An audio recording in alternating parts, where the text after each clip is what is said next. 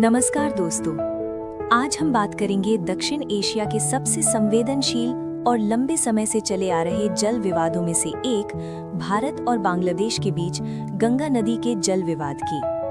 गंगा केवल एक नदी नहीं है, भारत के लिए ये आस्था, संस्कृति और जीवन रेखा है, तो वहीं बांग्लादेश के लिए ये खेती, अर्थव्यवस्था और अस्तित्व का सवाल है।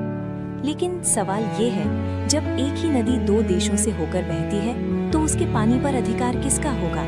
और क्या गंगा जल विवाद केवल पानी का विवाद है या इसके पीछे राजनीति, कूटनीति और इतिहास की गहरी परतें छिपी हैं? आज के इस वीडियो में हम जानेंगे गंगा जल विवाद क्या है, ये विवाद कैसे शुरू हुआ, फरक्का बैराज की भूमिका, भारत और बांग्लादेश के बीच हुए समझौते, बांग्लादेश की आपत्तियां और इस विवाद का भविष्य।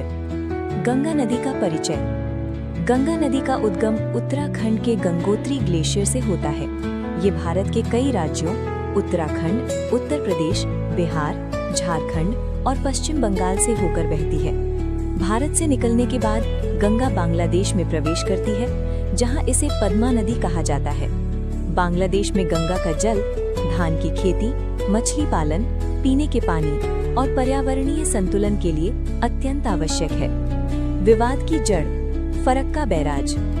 गंगा जल विवाद की असली शुरुआत होती है फरक्का बैराज से। अर्थात फरक्का बैराज क्या है?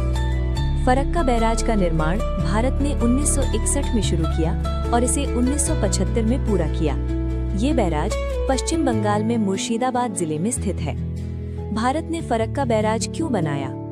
भारत का उद्देश्य था हुगली नदी में पानी बढ़ाना, ताकि कोलकाता बंदरगाह को गाद यानी सिल्टिंग से बचाया जा सके और जहाजों का आवागमन सुचारू रहे। इसके लिए गंगा का एक बड़ा हिस्सा हुगली नदी की ओर मोड़ दिया गया। बांग्लादेश की आपत्ति। बांग्लादेश, तब पूर्वी पाकिस्तान, ने फरक्का बैराज का कड़ा विरोध किया।